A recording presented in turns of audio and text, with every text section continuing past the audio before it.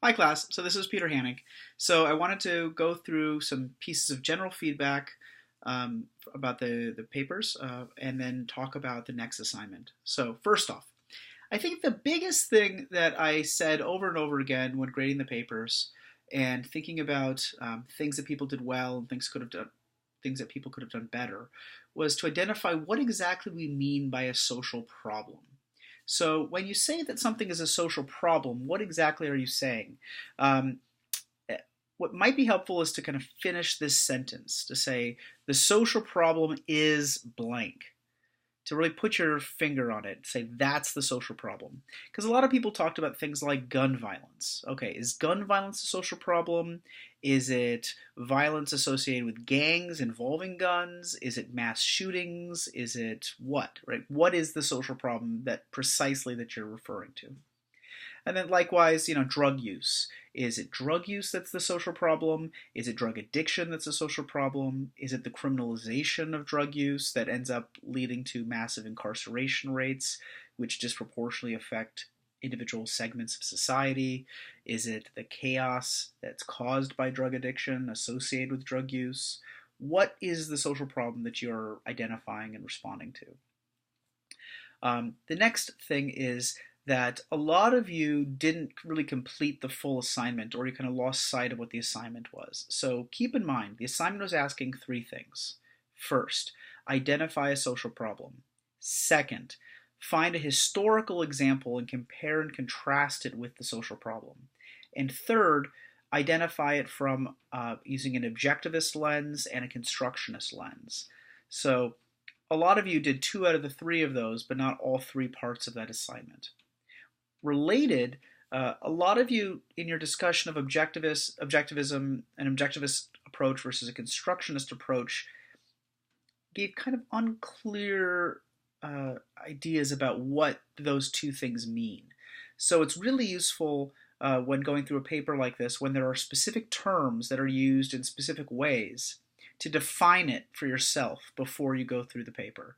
So that way it helps you really focus your analysis, and it also helps your grader, me or Professor Pontel or Amy, to be able to say, okay, that's what he or she means when they're talking about these things.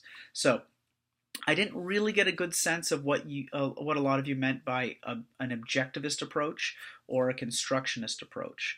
One way to think about it, and this is kind of a simplification, but a quick way of discerning the differences, is that an objectivist approach is going to say this is a social problem, it has harmful effects throughout society, and it's always been a social problem. Versus a constructionist approach is going to say this becomes a social problem, right? And it becomes a social problem in a specific way. So something like, mental illness or unemployment or poverty, those things have always been with us, right? Those have always been there. So an objectivist, those things lend themselves probably to an objectivist approach because they've always been present. But things which lend themselves more to a constructionist approach would be things that didn't used to really be considered problems until something happened. Then they become problems. So what's an example? Something like domestic violence. Domestic violence, if you go back 50 years ago, people talked about domestic violence in a way of kind of, it was regrettable, it was unfortunate, and it was a sign that was a bad relationship. But usually you weren't going to call the cops on it. It wasn't People didn't take it that seriously. They didn't think it was that big of a deal. Likewise, sexual harassment. Sexual harassment was not, go back 30 years, was not really considered that big of an issue. It was just a thing that happened in the workplace. And it wasn't until people starting in the 90s really pushed to elevate sexual harassment as being a serious problem that people started taking it seriously, that it becomes a social problem. Okay, so next steps. I want to talk about the next assignment. So again, there's three parts. Since there's three parts, you probably want to think about you might help to think of these as three separate mini essays that you're putting together.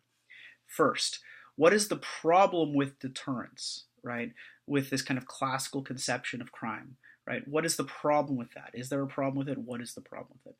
Second, what are the political or social explanations for why biological explanations for crime and deviance become more popular or less popular over time? And third, what do you find to be the most valid and why, or the least valid and why? So as you see, there are three separate parts to that, and they're not really related to each other, meaning that as I'm grading these papers, I'm going to be looking for kind of a check, check, check if you discuss each of these. If you do a great job discussing the first part but don't mention the last two, that's really going to hurt your grade. So make sure you address each of them. And when Professor Pontel says he's looking for something around 3 pages, and there's 3 parts to the assignment, that should give you a sense of, that each of them maybe should be about a page. You should at least give equal treatment to them, unless there's a real good reason not to. So I think for a lot of people, you'd have 2 parts that are really good, and then the third part gets really rushed. So you want to give kind of equal time to each of the parts of the assignment and to really make sure that you're addressing each of them. So hopefully that's pretty clear. And if you have any questions, please do not hesitate to reach out to me. You should have all my contact information. But anyway, thanks a lot, and I'll see you guys in a bit.